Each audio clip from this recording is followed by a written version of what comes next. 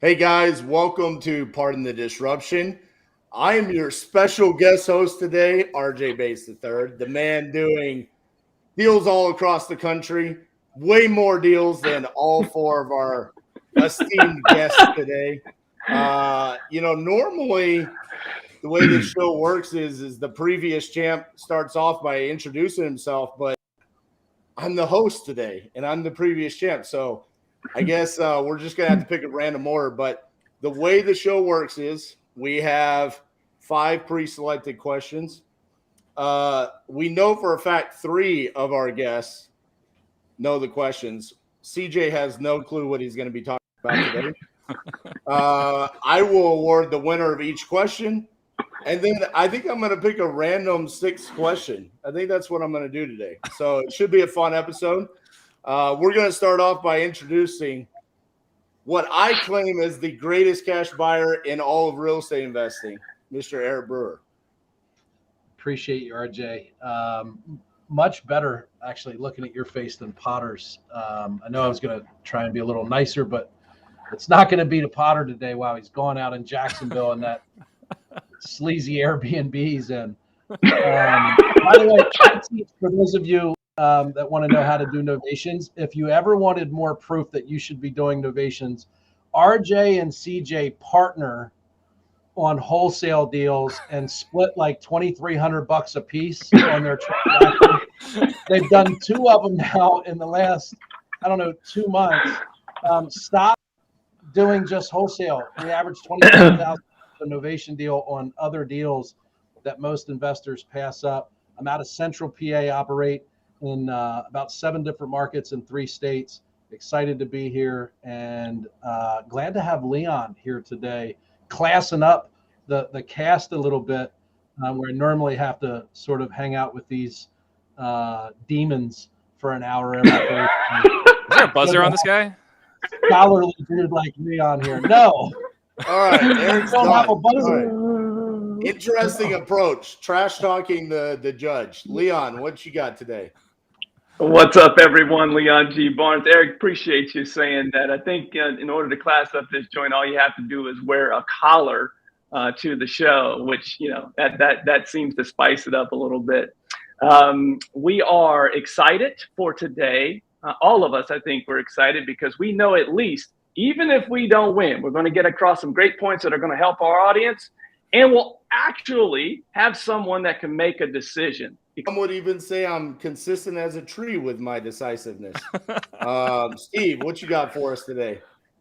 What's going on, everybody? Steve Trang, Real Estate Disruptors. Super excited to spend time with our extra special host. We'll see where this goes. I think by the end, we're all going to be tied with 0 points, the way things are going, if not negative points. We just launched Sales Disruptors a few weeks ago. We already have people coming through talking about how they're getting more contracts than they've ever had before. So if you guys are struggling with sales in any way, go to salesdisruptors.com. We'd love to help you out in our sales community. Steve, riveting intro.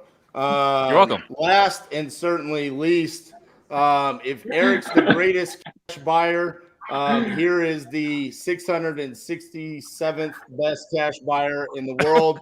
TJ, what you got for us?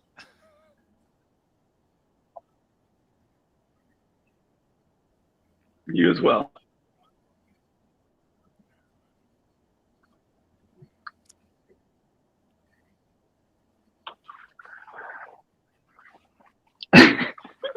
It's a skank.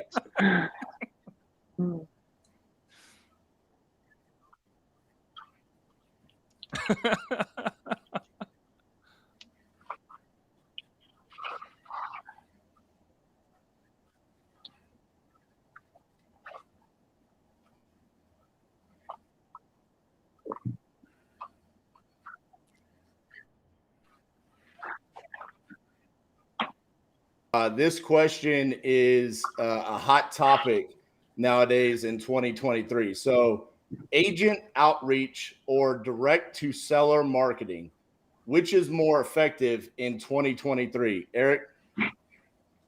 I think the real answer is you should be doing both. But if I had to choose, like, there's no reason you shouldn't be doing both, right? If you can market direct to a seller that can bring you a deal, 90 90+% of all transactions happen through a real estate agent. I think too often we fight over a big piece of a very small pie that's off-market transactions, and I think unfairly believe that there's no deal to be had the instant a real estate agent is involved. So if I was operating on a very minimal budget, I would go agent outreach first, provided you're in a market where there's enough inventory. In my home market, there's not enough listings. I could talk to all 2,000 real estate agents here and maybe once a month drum up about 3 or 4 deals. But on a low budget, just getting started, I think agent outreach is a low risk way to get a few deals under your belt. All right, so Leon, just to be clear of the question, since Eric wasn't, it's which is more effective, agent outreach or direct-to-seller marketing?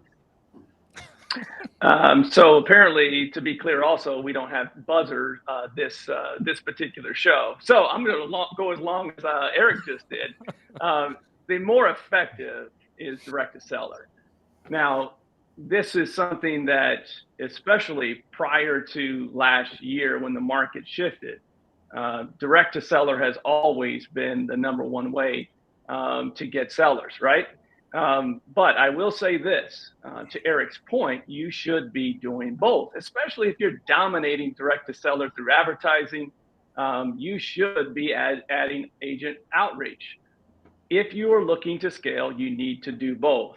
Prior to last year when the market shifted, agent outreach, I won't say it died down, but you just had less opportunities because agents, as soon as they had something in their hands, they were able to sell it. So agents right now, especially since April of last year, I've seen more and more people doing that as their primary way to get deals. So the true answer is that direct to seller is more effective, but you should be doing both. Yeah, very informative answer there, Leon. Steve, what you got for us? We got to figure out this buzzer situation because that was outrageous between the two of them. So I would say the answer really is dependent on where you are, what season you're in your business. You know, if you already have a successful direct to seller business, I think adding it can be, you know, something effective to add to. But I think that at the end of the day, what's going to be most effective consistently will be direct to seller marketing. You know, we had a really smart guy come on my show in March of 2020, right before COVID, and he said that we are all in the business of direct to seller marketing, right? That is the single most valuable skill every single person on this panel has. And I think that will always be true. If you're already doing one well, you can add the other one. But for the most part, I think direct to seller is still the most effective, most reliable. Like that. CJ, what you got for us? I say this respectfully as a marketer and investor. If you allow marketing and social media to make you think that agent outreach is the best way to get deals in 2023, you don't know real estate, and you should run the opposite direction. Will deals be available through agents on the MLS? Of course. Direct to seller marketing by far is the most consistent. It's the best way to market. And there's, like Eric said, I mean, imagine you live somewhere like York, PA. All right. And there's only but so many deals available on the MLS. Now, everybody gets on their iPhone or their Android like RJ, and they scroll through their feed. All right. And they see ad after ad after ad telling them how great it is to do deals with agents over MLS. Now, everybody's flooding the MLS, trying to make offers, trying to make deals happen. Look, by and far, direct to seller is the way to go. It's nothing better than sitting at somebody's kitchen table making a deal and cutting up $2,300 with my friend RJ Bates. Can't beat it. Well, I mean, I didn't say it earlier, right? So, like, you know, the smart guy, I mean, CJ, right? Like that was his big message when we were talking, was just direct to seller marketing for all of us on this show, for everyone and all the successful masterminds. Like, that is the skill that will, if you're good at that, it doesn't matter what's happening in the market, right? If you can get in front of a seller and you can talk to them, have a real face-to-face conversation, you will survive any market. The agent thing, I mean, yeah, I think it's great right now, but I would not want to build a business around that. It's too, what's the word I'm looking for? Realtors are crazy, and I would not want to run a business that's reliant on realtors. But Go ahead, Leon. Go. I'll give you 2 examples. I've had 2 investors that have reached out to me recently to join the Collective Genius, and both of them, to Steve's point earlier about seasons of their business, each of them are in major metros in the South that have grown their business through agent outreach only. Each are averaging between 50 and 70 transactions a year just by agent outreach. But in order to scale their business, they're coming to a community like ours to figure out what everyone else is doing direct to seller, which is the more effective side. So you can build a business, but to a point, utilizing that strategy. It's effective, but not as effective as direct to seller marketing. Yeah, and I think we got to speak to the impact that agents have on investors just in the normal course of business. You know, when an agent's involved in a transaction, for most of America, a real estate agent, you know, whether it's a good or bad thing, is still seen as the credible source of information for most people. And so I think, you know, you create great difficulty at scaling and doing a lot of business when you're going, you know, solely through agents. So I think everybody, regardless if you have an agent outreach component in your business, you should 110%, if you do, also have a direct to seller approach in your business as well. It would have been really tough. One last point here. It would have been really tough to scale a business and grow a business if you started in 2020 or 2021 with just agent outreach, because agents didn't need investors to move deals, right? Even those houses that we talked about on here before, those $5,000 houses or $10,000 houses in some Midwest markets that no one wanted, everyone wanted because inventory was so low. It would have been really tough to scale. Now, 2023, where the market has, especially last year, April, May, we started to see a market shift. There's more opportunities there. Agents are now having to have conversations with investors. Realtors are more motivated today than homeowners. Anything to add to this, or did you just bow out? I'm trying to figure out how to dumb down my intelligence to a level to where I could like, first of all, who here actually does any agent outreach? I do. Personally? Yeah. Personally, none. Team, yes. On a consistent basis. It's part of your business plan. You have KPIs, you have numbers attached to it, you have a goal, you have a process. Not I go to meetups and hand out my business card to people that I hope that they send me deals, or I reach out on MLS deals. Like everything you talked about when it affected real estate agents affected sellers, and wholesalers were more motivated than agents and home sellers 6 months ago. They were the most desperate people in the world. So when I'm talking about agent outreach, I'm not talking about on MLS listed stuff. I'm talking about there's the ability to be able to take an agent. We share our data that we spend hundreds of thousands of dollars on that most real estate agents don't have access to or know what to do.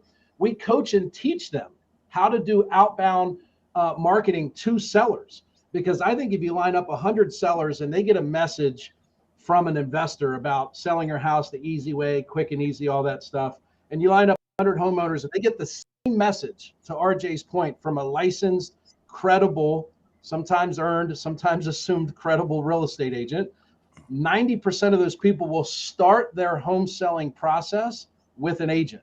So if you have a relationship with that agent where you've potentially provided the data, you've given them some insight and some tools and some training around how to communicate with that type seller, when they get that deal, it's still off market. It comes to you first, and it only makes it to the MLS if I don't buy it.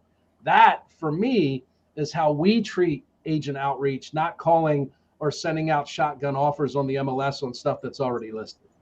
God, I hate to say this, but Eric actually sounded really intelligent there. That sucks. Really heard what he had to say. Elias, I don't know if it's possible, but if you can, I'm going to award this round to Steve. I liked how hard in the paint he went. If you won, his defense for agent outreach was to teach agents how to do direct to seller marketing. That's adorable. So you're going to go teach them how to earn a commission for you? We call those team members. So, yeah, there you go. -1 for EB. You guys make commissions on your wholesale deals of $8,300. Like an agent commission would be higher on that deal. So I wouldn't turn my nose up at commissions that are higher than your profits. They get a mute button for Eric. Okay. All right. So congrats, Steve. Good job. I tell Harden on that one. All right. Second question. We all know that glue guys and gals, for those of you that don't know what that is, it's a role player, okay? Help teams win championships. What position on your team do you consider the most important role to winning consistently? Steve. I'd say it's the same thing. The person that can keep the team glued together and rowing the boat in the same direction is really easy for all. If you're running a larger organization, for everyone to get kind of compartmentalized and or focus on their thing, and you can have this us versus them environment. You can see like, I'm doing this, I'm carrying the weight, that guy's not doing what he's supposed to do. The person that can keep everyone's morale up, keep a bead on everyone's emotional, keep an eye on their morale, and keeping everyone uplifted and positive. I think that is the person that can really make sure that everyone's moving the same direction. Again, Eric brought this up last week or the week before about the college player that went around and lifted that guy's chin, right? Because he was feeling really bad about himself. I think that's the person that you don't have a return on investment. You don't have a return on capital with that person, but that person keeps the company focused on the mission at hand. So, the unspoken leader, right? The one that doesn't get all the credit. That guy, I think, is the most important person. Shout out to PJ Fleck with the rowing the boat reference there by Steve Trang. I like that. Go Golden Gophers. CJ, what you got for us? Look, I think the most important team member for sure is an integrator. Shout out to mine, Deandra. My business couldn't function without her. I think having somebody that is your weakness or can fill your weak spot. If your weakness is an integrator, if your weakness is a visionary, I think that's the first person that you should have on your team because those are just things that you're going to need ultimately to succeed, move forward, whether it's a visionary role and knowing what the vision of the company is, what direction you're going in, what new things are being adopted and tried. You're going to need that from a visionary, from an integrator standpoint, somebody that can go take these things, put them to work, measure the KPIs, as Eric likes to say, manage the operation, manage the processes, and manage that next layer underneath them in terms of the operation. I think is extremely important. So I'm going to say integrator for sure, or whatever your polar opposite is at the top of your chart. As someone that's currently doing business with CJ, I agree. Shout out to D. Not much would happen around there without her. So, EB.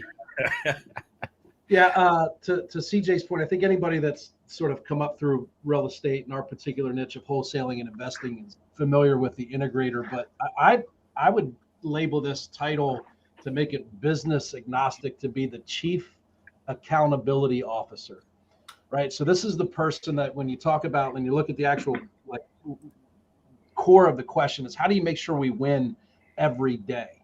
I think I can lead my business and it would continue to do very, very well for a long time. If I were to remove my integrator, who if you try and boil down their job description to one singular thing, it's chief accountability officer that ensures that everybody's familiar with what they're supposed to be doing, when and how they're supposed to do it, and then continually encourages and hold them accountable each day.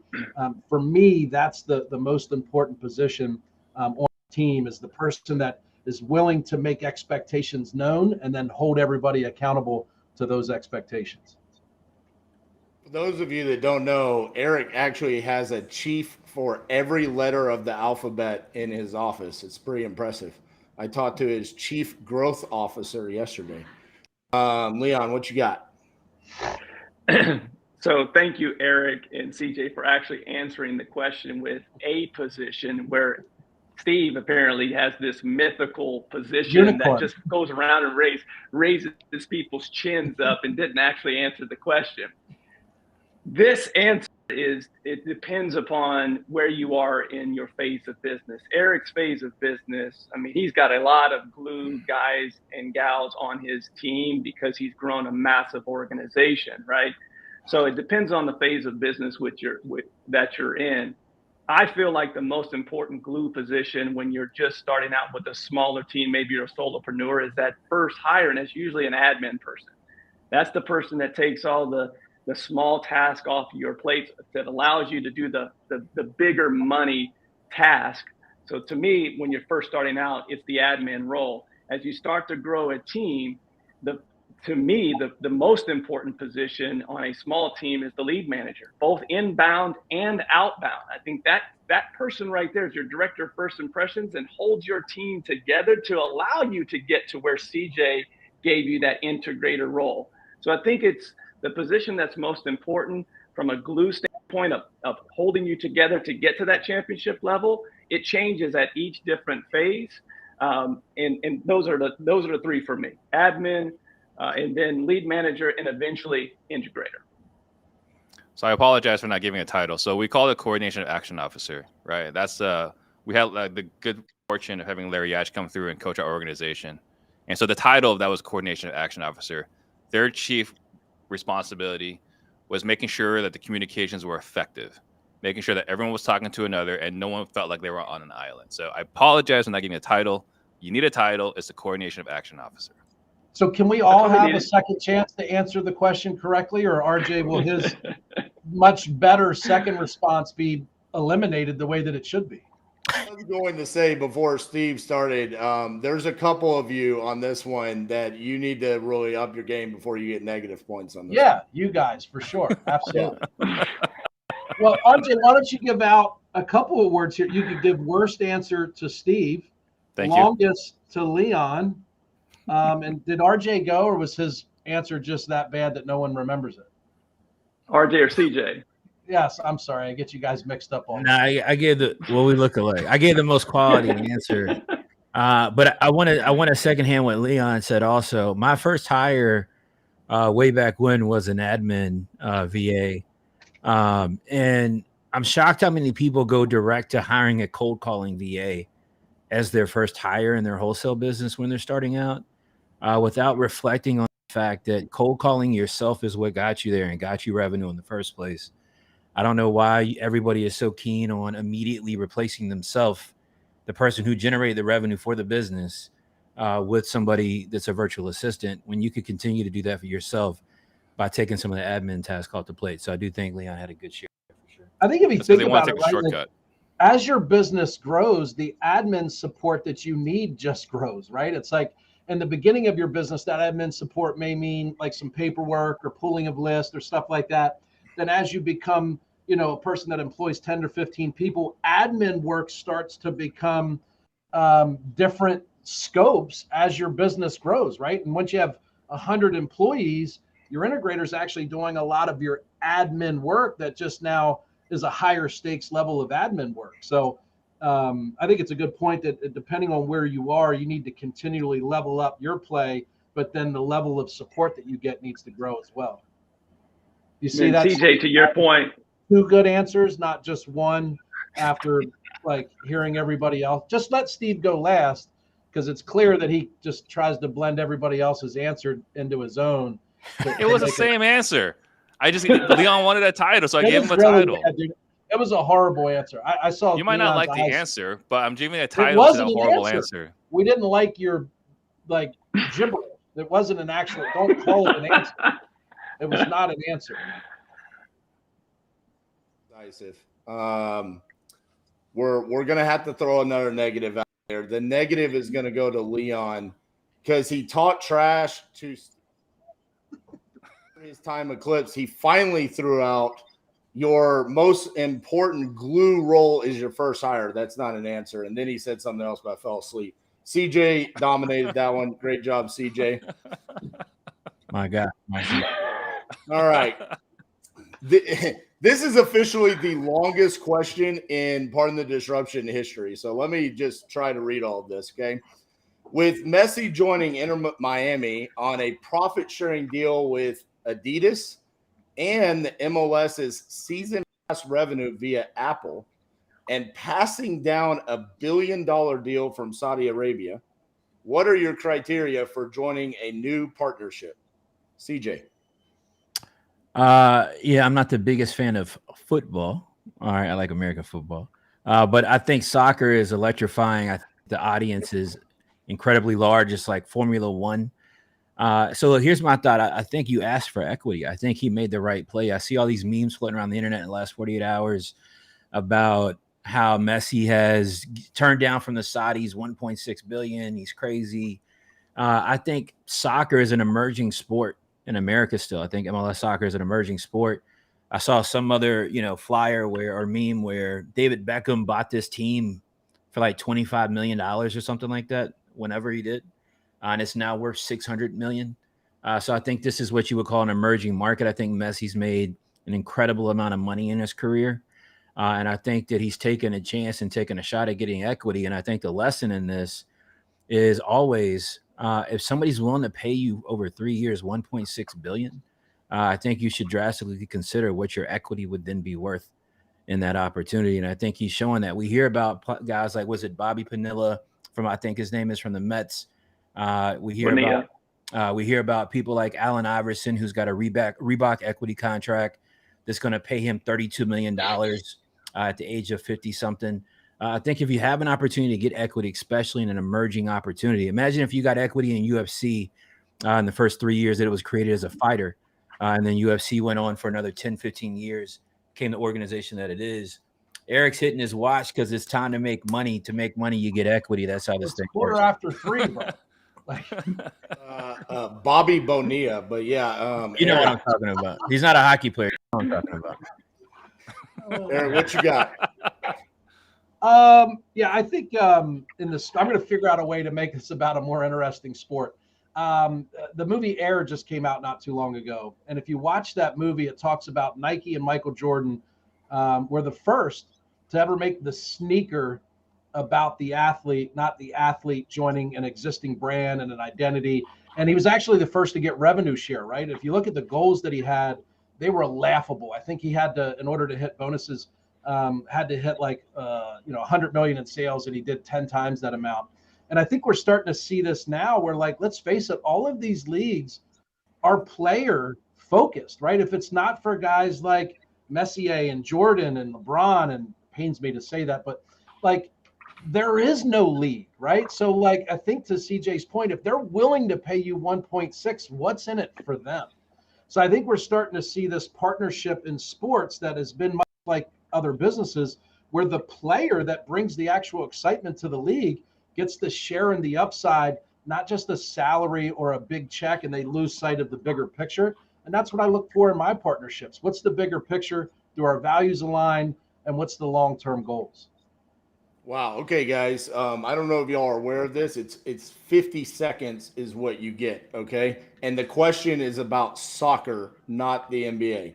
It's actually about partnerships, goofball. Leon. And as the host, you should be manning the clock. Do your job. Know your job, Patriots fan. So is it my turn now, RJ? Yes, who knows? It's your turn. It's your turn. Okay.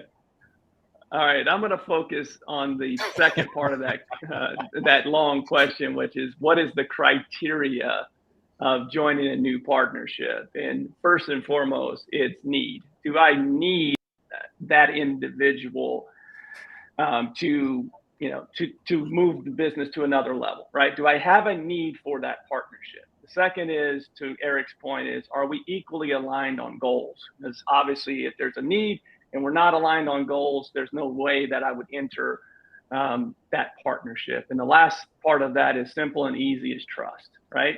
If there's a need for it, we're equally aligned, and I trust that individual, then it makes sense to do. Great job, Leon. On time. Steve, what you got?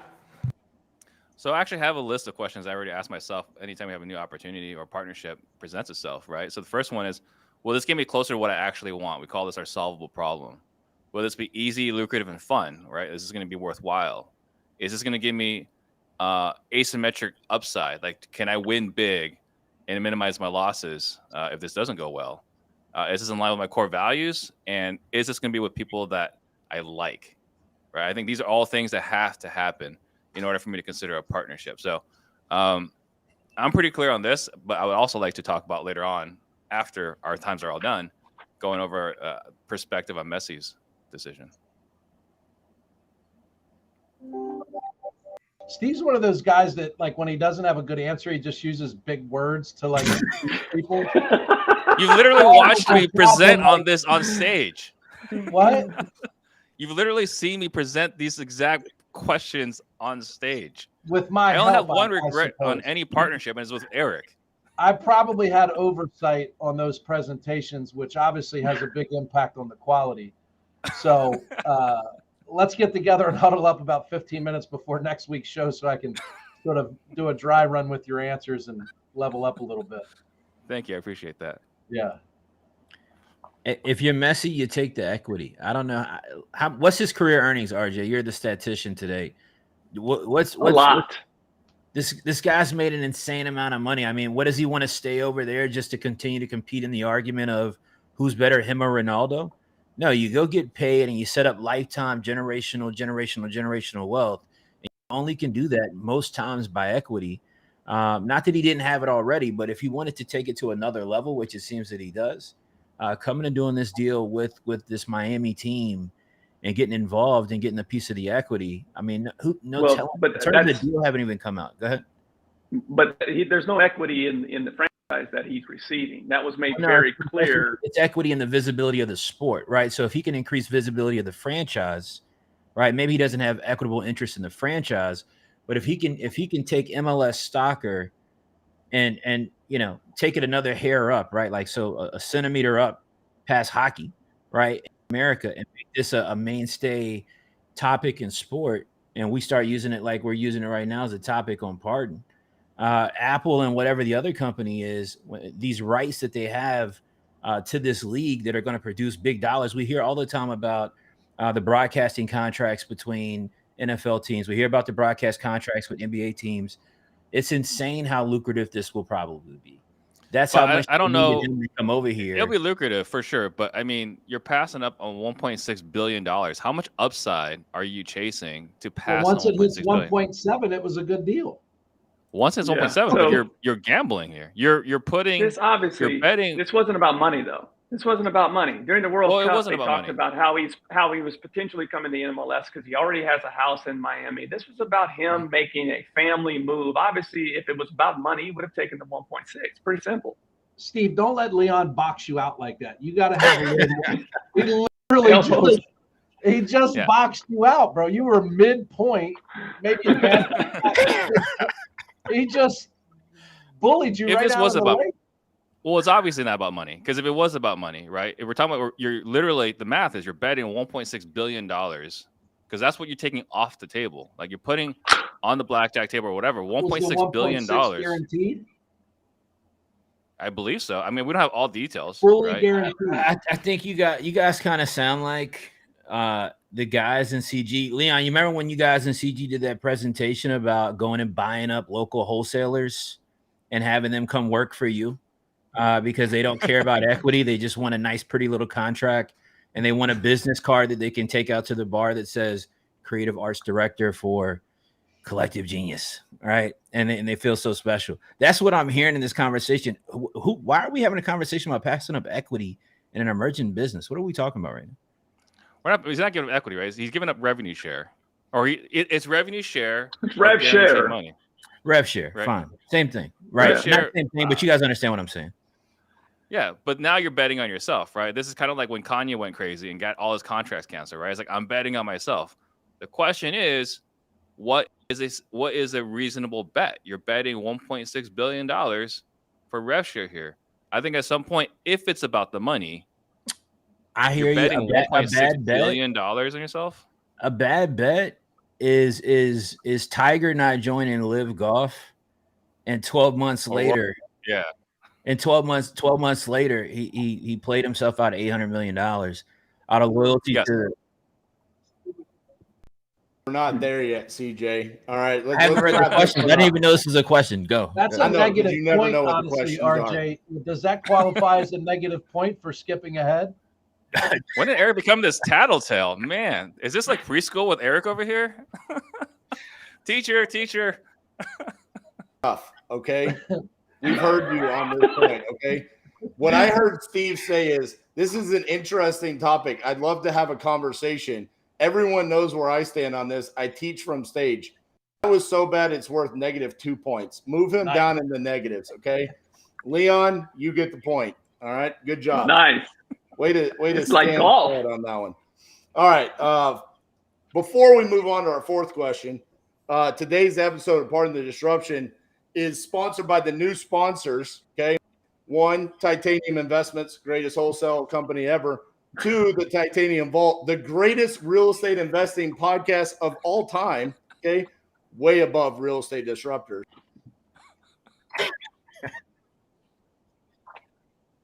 Education company ever. Okay. Oh, Let's back in move on to business the this fourth week. question. Last week it was being sold for a piece of bread share. Now it's good to see. Keep getting the talk. All right. It's his hedgehog, Eric. It's his hedgehog. Oh, got it. What's the best business book you've read recently, and how has it helped your business? Leon. All right. So the best business book that I've read recently was gifted to me by Jason Medley, founder of Collective Genius. One that it's very simple, very easy. It's called Buy Back Your Time by Dan Martell. The byline on the book is get unstuck, reclaim your freedom, and build your empire. I talked to a lot of real estate investors that can't get out of their own way. We talked about that admin role. I was struggling with this myself. I was completely overwhelmed with menial tasks and felt like those menial tasks couldn't be done at the highest level that I could do them at. And what I really liked about this particular book is that it broke it down in terms that I could really utilize and help the individual that was going to take over for me do. And it simply breaks things down into a playbook. If you want to get these menial tasks off your plate, when football players go into training camp, they give them a playbook to understand what they're supposed to do. To Eric's point with the New England Patriots earlier, they know how to do their job because they have that playbook. That book is great, and it's helped me tremendously buy back my time to focus and have think time. That's super important. Steve talks about that quite often. That sounds like a great book for someone of your age. Steve. For anyone that's listening to Certainty Talk, should be not surprised here, but I would say rigging the game. The book talks about identifying and having crystal clear idea of what you truly want in life, and making sure all your decisions in life and business are actually in alignment with that versus playing someone else's game. So often we look to all these other people in masterminds and podcasts and this and that. And we want to change our approach in business to model someone else's, and thereby risking moving away from what we truly want, which is time freedom, money freedom, relationship freedom, right? I don't have to talk to CJ or Eric because I'm obligated to. I'm talking to, RJ because I want to, right? So these are all things that if you're clear on what you want, and the best way to get that clarity is reading the book, Rigging the Game. Great answer there, Steve. I didn't listen to a word you said. You probably are not going to win this round. CJ. Appreciate it. I saw that you were distracted. Best book I read recently by far is $100 Million Offers by Alex Hormozi. It was a book that I read and gave me incredible insights on just structuring things better for my community, better for my audience, better for the people that purchase my products. And it's allowed us to be able to put products and services together for people that really give them every single thing that they need in order to be successful, not just what we think that they need. Give us the ability to be able to take a look at the data, the information we had on the people we've been able to service over the last 3 years, and really determine a hard line on what was the best things that they need and what were often things that were missing and helping them achieve their goals. And we found those secrets in that book. So if anybody hasn't read it and you're in the business of marketing to anyone or selling products or services, 110% should be a read. Love it, CJ. Eric, what you got for us? What books have you read recently?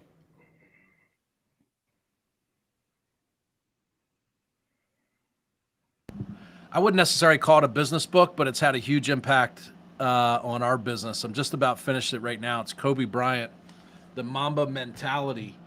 And it's brought our entire team together. You know, Kobe was this figure that had this way of, like, sports fans really admired his accomplishments and his work ethic, but he's also like women that have absolutely no interest in the sport, right? Because of how he operated as a father and a husband. And then he went on to be a phenomenal businessman. So yeah, we're having a great time. Our entire company just read this book, and there's like now Kobe posters all over our walls in different areas of the office to inspire the behavior that we want from that department on a day-to-day basis. So there's a lot of recency bias in my answer, but the answer or the question said most recent, and I literally am just finishing that book right now, and it's brought us all together as a team, and everybody's speaking Kobe language around the office right now.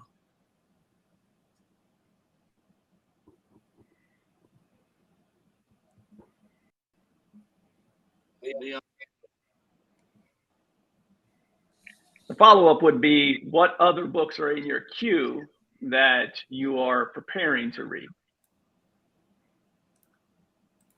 We give answers at this phase in the show, Leon. No more question suggestions. We're supposed to do that. What am I supposed to tell you? Your book sucks? What do you want? Well, I was wondering, actually, when Eric brought it up, was that a picture book? Because it seemed really appropriate for Eric to be going through a picture book. It's got to be worth mentioning that everybody twice a show says to Eric's point, and no one says it about anybody else's point. So, RJ, when you're tracking like answers, it's got to be worth something that everybody says in their answer to Eric's point, right? So, this or not, but you have negative points, so you never. Yeah, but have that's, a point. but that's your negative point. Yeah. All right. I will echo though what CJ said. $100 million offers for anyone that has a product to sell, I think is an incredible marketing book. So, you know, if you guys are selling anything besides outside of real estate, I think you should definitely be checking out that book. It gives a lot of remarkable insights in marketing. So to CJ's point, it wouldn't be an episode of Pardon the Disruption if we didn't give someone a point for bringing up the NBA. So, Eric, you get the point. I like your answer. But I look forward to checking into all of those books, honestly. Fifth question. Like the PGA Tour merging with their competitor, the Live Golf League, would you merge with a previous employee who became your competition? Eric. Oh, man. Probably not. And I can just speak from, I think, experience. Oftentimes in most of my professional relationships, when they have ended, now the majority of the time, there has been things that have been flushed out that either happened while they were here or things that became more visible when they were my competition that made that person not very desirable as a potential partner. And if you think about like Live and PGA, and again, it's all about money for those two, but there was a lot of volatility between the players, the fans of those two. I don't know in how many instances, business, sports, relationships, that running it back ever works, right? Like a do-over, in my experience, has never, ever worked out with employees coming back to work. And I don't know that it would ever work getting into a business or partnership arrangement. So money may cloud that judgment a little bit. My instincts tell me, no way, Jose. I like how you were decisive on this one. That was good. Leon. It would have to be the perfect situation. And I think we go back to question number 3 with the criteria. I would have to have an extreme need be equally aligned and trust that individual. And, you know, it's again, this would have to be a perfect situation, but I'll give an example. Say you build your business on wholesaling and you have continued to grow that active income, but it's not a passion for you, right? You move on from that passion and you are now looking at growing other divisions, whether that's commercial, lending, what have you. And that individual has continued to grow that particular business and you're equally aligned, looking at a merger to run that division for you. That may be a perfect scenario to be able to do that. But again, you would have to be equally aligned and be a perfect scenario for someone that left your company. Okay. I think there's a little bit of this question that we're missing out, specifically with the PGA Tour and Live Tour part. I want to see if someone kind of dives in that. What you got? So before I answer, I just want to say shout out to Kip, SOS Investment Properties. Right, he donated $5. Says love the show, RJ rocking it. So shout out there. So for myself, it's a pretty quick answer. The mature version of me wants to say yes, of course, the door is always open, right? But the reality is, trust is violated in one way or another. And if you look at any organization, trust is so paramount. You got to have trust with your partner. And I don't know how you rebuild a trust with someone that's left. I've had many good quality relationships where they left our organization to go do something else. And I wish them nothing but the best. And there's no ill will or bad blood there. But then to try to reestablish this trust, I don't know if I'm mature enough to be able to make this happen, to trust another person to start another partnership with someone that's left. As someone that's gotten to know you over the years, you're definitely not mature enough. So, CJ. I think this is a really good question. You know, I think my pride and ego would tell me that I wouldn't, and I most likely wouldn't. You know, for a lot of different reasons, but ultimately, I don't really see it as competition in any way with anyone. Like, I'm just running my own race, I'm doing my own thing, and I'm trying to execute on the things in which I want to do and how I want to serve myself in my own life, right? So I don't know that I would do it in that regard, but on the flip side of that, you know, I think that when you take the emotion out of business, and I don't think emotions have a place in business. I think when you take the emotions out of business, and if you look at it just from a business perspective, you know, look, if I'm Blockbuster and Netflix is trying to buy me out or merge, back when that was all going down, I think Blockbuster executives would circle back now and say, hey, I think we probably made a mistake there. So I think you got to be in a position where you can take a step back without emotion and truly look at, does this person have some sort of competitive advantage that ultimately could absorb or wipe out my entire market share? And if so, while I do still maintain some leverage myself, does partnership make sense or not? And I think it could. But for all intents and purposes, I likely wouldn't. But great question. So going back to the PGA, before you go into it, RJ, give us a chance because we're going to get into the live part of it. We're going to get there. Yeah. I think everything we're saying applies to that, right? Because if you look at the live golf situation, I think the PGA realized that the prestige that the PGA Tour name held isn't the same in this era as it may have been in the eras that predated now. And I think that the reality is that players are playing for big money. Players want to get paid big money and have the awareness now that the tour is generating insanely healthy profits year over year as well. And they want to share that.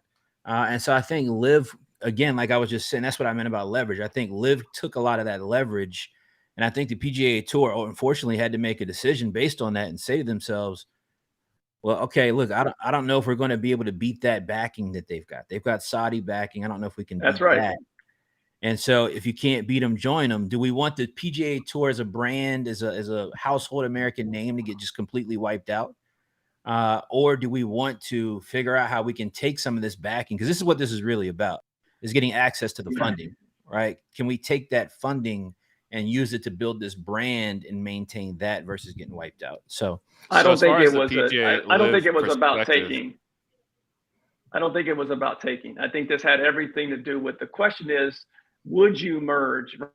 That's where this question starts, right? Would you merge? They had no choice, and they noticed that and realized that after time where people kept leaving, their talent was going to continue to leave because the Saudis were going to continue to spend money.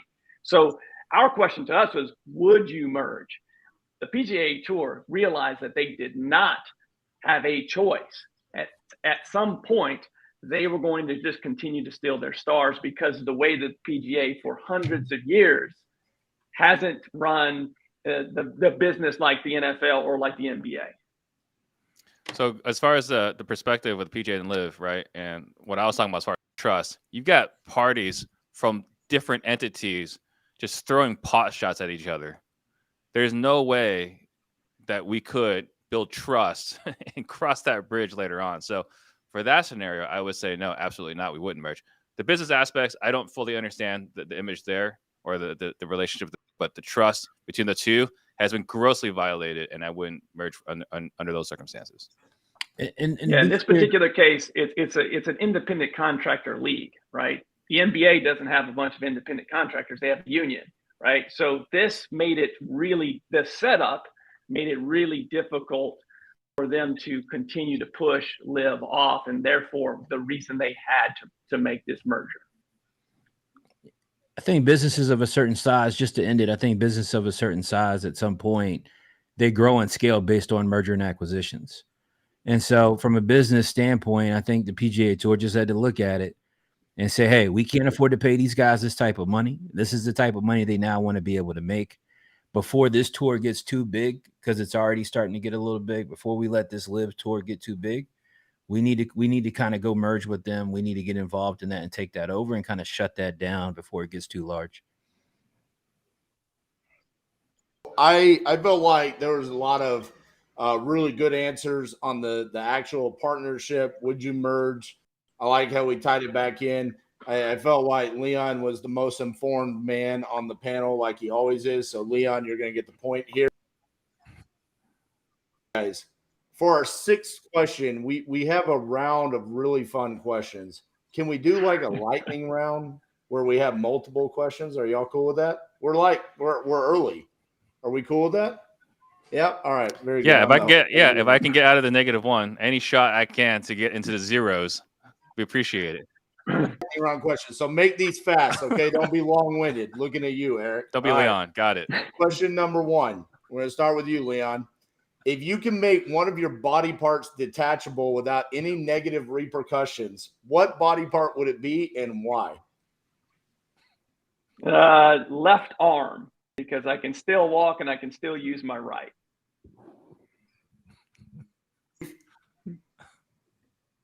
Wait, what's the question? What? Pay attention. Come on, quick. Lightning round. Let's go. What's the question? I would say my calves. You know, they're too goddamn big, so they're holding me down. I can't jump. They're too damn heavy. I can't jump. CJ, what body part would you detach if there was no negative repercussions, and why? If there were no negative, what body part would I detach? Probably my one eye. I would take one eye so I could be technically two places at one time. I'd take another eye so I could be two places at one time. Eric gets the point. All right. Next question. Indeed.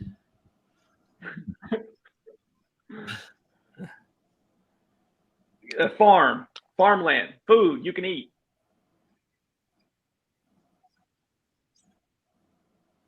Food. That's what I was going to say. I didn't copy Leon. He scrambled there before I said it. Yeah, I was just going to say some form of dirt, man. I mean,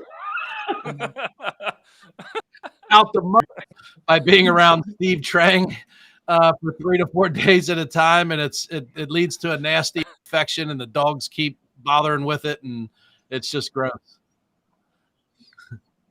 I already don't eat most meat, so meat easy for me. Wiping your ass. I get a bidet. I'd be fancy. Oh my God. I'd give up the meat. This might be the only thing that make me give up meat, man. Guys, please wash and wipe your ass, please. Wash. Wash and wipe your ass, man. Get some wet wipes and do yourself a service. All right. CJ, the point there. Okay, CJ, this is the last one. Okay, this one's a little bit more serious. Okay. Yes, sir. You're now the president of the United States. All right. But you can only make changes that improve the lives of real estate wholesalers. What 3 things do you do for the wholesalers? Man, I create an incentive for first-time home buyers that we've previously had. I take away the 90-day FHA flip rule, and I'd make all loans from Fannie and Freddie non-recourse. All right, so your first 10 loans. The government's got the money. They keep printing it anyway. If the first 10 deals go bad, like these big commercial guys are doing right now, you keep rolling, keep rocking, and get down the road. That's my 3. Eric? I would make it free for them to join the Crucible wholesaling course. I would give them grants for them to have Steve Trang's sales training, and I would provide tax credits for anybody that joins the U and CG. There it is. All right. Leon. Man, I got one. With all of that, I've got one. After a certain amount of deals, they automatically get licensed, right? So if licensing is going to become an issue, after X amount of deals, you're now a licensed wholesaler. How do you get the deals if you're not licensed, though? You just encourage them to operate illegally? First 5 deals license free, baby. Oh, okay. There you go. And his play call was take a knee. All right, Steve. I would say unlimited grant money for marketing. Right? They can market as much as they need. I think that's really all we would need for them. We don't need 3. I think if they had unlimited marketing money. That's just like everybody having 0. Then it's if everybody. No, it's just the wholesalers. Just the wholesalers, Eric. Unlimited marketing. We don't compete with anybody but other than other wholesalers. Imagine unlimited marketing money and somebody still telling me they were scared to cold call. That'd be incredible. Why would you cold call if you had unlimited marketing dollars is my question. Because you could hire unlimited marketing VAs, and then while people were sending out their direct mailers, while you were buying every TV ad known to man, Leon was on the radio with his, he's got that smooth radio voice. All right. Steve was just firing up podcast after podcast. We be on the phones, man. We be on their phones, baby. We be on every phone in America with unlimited budget. You got to do your agent outreach, Eric. You said you have to do both, so you got to do your agent outreach. Cold call. Right. To wrap this up, it's time to go. Leon tried something. He tried a Hail Mary there at the end, but Elias, if you could fix the scoreboard, we got to give Leon for a pathetic answer there at the end, -10. Wow. Steve, just so he can finish in last place, -11. CJ went the win there at the end. Eric, congratulations. At least you were in the not negatives like Leon and Steve. What a riveting episode of Pardon the Disruption. I personally probably the worst episode we've ever had. The top or the second best episode, probably because it's the 2 where I hosted were the best. But CJ, easily you're the our worst winner episode today, we ever had. so throw us out. Yeah. Congrats, CJ. No, thank you guys. Sincerely, I look, it's good to be back. I appreciate it. I hope you guys had a good week last week. I do want to say I did get a message. I don't know who sent me this from an anonymous number, but it says, and it reads, I guess the higher Matthew Potter link is back up, is what it says. I don't know who sent this to my phone. All right, I don't know. I really don't know who sent this to my phone. But shout out to my guy Matthew Potter, man. I see him on IG and Facebook with the wife Nicole. Looks like he's having a great time, great vacation. Steve, he told me to tell you, make sure it's PTO as well. All right. Paid time off is what that means, by the way. Charged Up University, my next class is next Thursday, the 15th. Go to startflippingdeals.com to sign up. I'll see you there. Much love. Appreciate you, CJ. Eric, what you got for us? Had fun today. I would tell you to reconsider pushing RJ out of the host spot, because that then means he gets to answer questions. So you got to pick your poison there, right? Like, much rather have him in this position where he only gets to talk for about 10 seconds at a time versus 60 seconds at a time. Leon, need you to step up the shirt game. You look like you bust tables at a high-end seafood joint. I wanted to have you grab me a new ice water. There it is. Yeah. Cloth, not paper. I told you it was high-end. I don't know what's up with that, but I'd like a side of honey butter. Whenever you get a chance, if I could get a side of that honey butter and remoulade for my crab cake, I would appreciate it. But we'll see you on next week. Bro, I wish I could change the end result of this and make you the winner just for trash talking Leon. Leon. Welcome to this episode of Bizarro PTD, where the scores are negative, and I think this is like golf. So excited to be on the next show when it's not Bizarro. Thank you for the laughs. Had a great time, and excited to see at least a couple of you next week at CG here in Clearwater Beach, Florida. You still with us? This is awesome. The show just got better. He walked away. All right, guys, he's got for you today. Thank you guys for tuning in. This is a blast. We wouldn't do this if you guys didn't show up and support us every single week. And dude, I love it so much. Keep it up. So keep supporting us. And thank you to Steve and his whole team for putting this on every week for us. It's awesome. When he's